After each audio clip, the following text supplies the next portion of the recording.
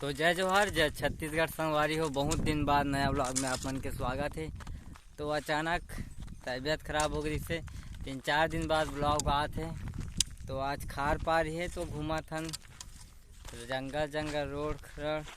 तो नया ब्लॉग में आप मन के बहुत बहुत स्वागत है। एक बार फिर कहा था तो देखो नज़ारा। तो हमारे गांव की है डबरी हरे जो अटा गए है, अभी पानी भरे है लेकिन बहुत कम। तो एक तो भारी झगड़ा दू ठन बैला के देखो कितना खतरनाक झगड़ा चलते।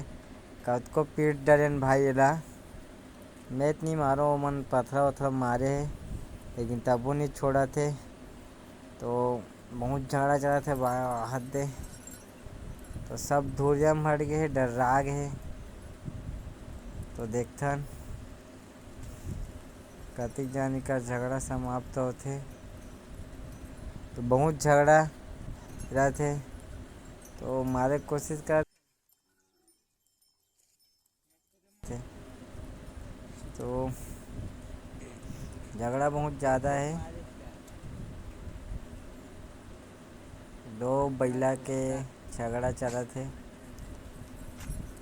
तो देखता नहीं देख कर डेविड तो एक जन लकड़ी धर के हिस्से तो छोड़ी सब भागिस।